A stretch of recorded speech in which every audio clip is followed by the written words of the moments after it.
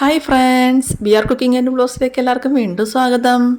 നമുക്ക് ക്രിസ്മസ് ഒക്കെ വരുമല്ലേ, അപ്പോൾ നമുക്ക് ഇടയ്ക്കിടയ്ക്ക് ഓരോ കേക്കുകളൊക്കെ ഒന്ന് ഉണ്ടാക്കി നോക്കാം കേട്ടോ. ഇന്നിപ്പോൾ ഉണ്ടാക്കിയിരിക്കുന്നത് ഒരു സ്പെഷ്യൽ കേക്കാണ്. ടൂട്ടി ഫ്രൂട്ടി ബട്ടർ കേക്കാണ് കേട്ടോ. ബട്ടർ കേക്ക് എന്ന് പറയുമ്പോൾ അതിനൊരു പ്രത്യേക ടേസ്റ്റ് ആണല്ലോ. അതിൻ്റെ കൂടെ ടൂട്ടി ഫ്രൂട്ടിയും കൂടി ആകുമ്പോൾ ടേസ്റ്റ് ഒന്നും കൂടി കൂടുതലേ ഉള്ളൂ. നല്ല സോഫ്റ്റും ആണ്. അപ്പോൾ എല്ലാവരും ഇതുപോലെ ഒന്ന് ഉണ്ടാക്കി കഴിച്ച് നോക്കണേ. അപ്പോൾ നമുക്ക് അതെങ്ങനെയൊന്നും കണ്ടിട്ട് വരാം. ആദ്യം തന്നെ നമുക്ക് കേക്കിന് ആവശ്യമുള്ള പൊടികളൊന്ന് അരിച്ചെടുക്കാം. അതിനായിട്ട് അരിപ്പയിലേക്ക് 1 കപ്പ് മൈദ ഇട്ട് കൊടുക്കാം. പിന്നെ 1 ടീസ്പൂണ് ബേക്കിംഗ് പൗഡർ ഇട്ട് കൊടുക്കാം. 1/2 ടീസ്പൂണ് ബേക്കിംഗ് സോഡയും കൂടി ഇട്ട് കൊടുക്കാം.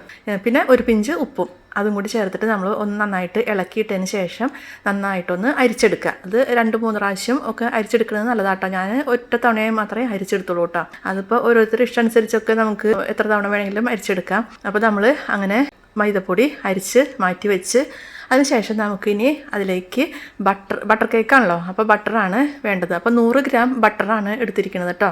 പിന്നെ കേക്ക് ഉണ്ടാക്കാൻ നേരത്ത് നമുക്ക് അതിൻ്റെ ഇൻഗ്രീഡിയൻസൊക്കെ നമ്മൾ റൂം ടെമ്പറേച്ചറിൽ ഉള്ളതായിരിക്കണം എന്ന് എല്ലാവർക്കും അറിയുന്നതാണ്. അത് കാരണം പ്രത്യേകിച്ച് പറയേണ്ട ആവശ്യമില്ലല്ലോ.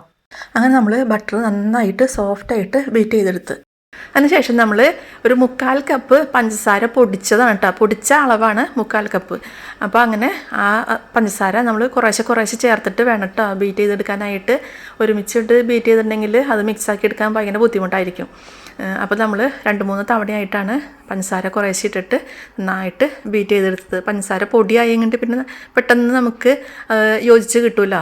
അതിനുശേഷം നമുക്ക് 2 മുട്ടയാണ് വേണ്ടത്. അപ്പോൾ ഞാൻ 2 തവണയായിട്ടാണ് അത് ചേർത്ത് മിക്സാക്കി എടുക്കുന്നത് കേട്ടോ.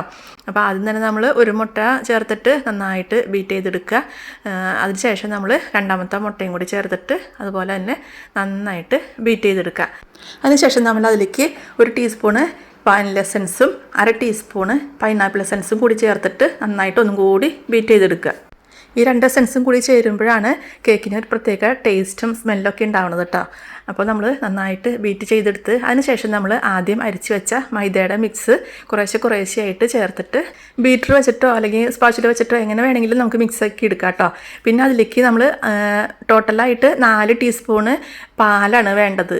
അതിന് നമ്മൾ കുറേശ്ശെ ഈ മാവ് ചേർക്കുന്നതിനനുസരിച്ച് 1-2 സ്പൂണ് വീതം അങ്ങനെ പാല് ചേർത്ത് അങ്ങനെ ആണ് നന്നായിട്ട് മിക്സാക്കി എടുക്കുന്നത്. ഒരുമിച്ച് നമ്മൾ മൈദ ചേർത്ത് മിക്സാക്കി എടുത്തിട്ടുണ്ടെങ്കിൽ ചിലപ്പോൾ കട്ട പിടിച്ച് പോകുമല്ലോ. അപ്പോൾ അങ്ങനെ നമ്മൾ പാലും മൈദയുടെ കൂട്ടും എല്ലാം കൂടിയിട്ട് നന്നായിട്ട് ബീറ്റ് ചെയ്ത് എടുത്ത് കഴിഞ്ഞ് കഴിയുമ്പോൾ കേക്ക് ബാറ്റർ നല്ല തിക്കായിരിക്കും കേട്ടോ. അതാണ് കേട്ടോ ശരിക്കുള്ള കൺസിസ്റ്റൻസി.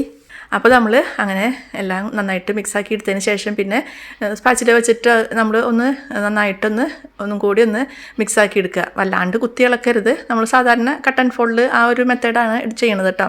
അങ്ങനെ ബാറ്റർ നന്നായിട്ട് മിക്സാക്കി എടുത്തതിന് ശേഷം നമ്മൾ അതിലേക്ക് കുറച്ച് ഡ്രൈ ഫ്രൂട്ട്സാണ് ചേർക്കുന്നത്. അതിൻ്റെ കൂടെ കുറച്ച് ടൂട്ടി ഫ്രൂട്ടിയും കൂടി ചേർക്കുന്നുണ്ട് കേട്ടോ. പിന്നെ നമുക്ക് നട്ട്സ് വേണമെങ്കിൽ നട്ട്സും ചേർക്കാം. ഞാനിപ്പോൾ അതൊന്നും ചേർത്തിട്ടില്ല കേട്ടോ. പിന്നെ ഇതൊക്കെ ചേർക്കണം നിർബന്ധമൊന്നുമില്ല, അതൊക്കെ ഓരോരുത്തരുടെ ഇഷ്ടം.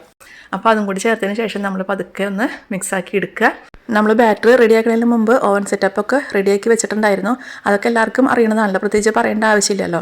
അപ്പോൾ അങ്ങനെ നമ്മൾ റെഡിയായ കേക്ക് ബേക്ക് ചെയ്യാനുള്ള പാത്രത്തിലേക്ക് ബട്ടർ പേപ്പറൊക്കെ വെച്ചിട്ട് അതിലേക്ക് ഇടുമ്പോൾ തന്നെ അറിയാം നല്ല കട്ടിയാണ് നമ്മുടെ ഈ ബാറ്റർ.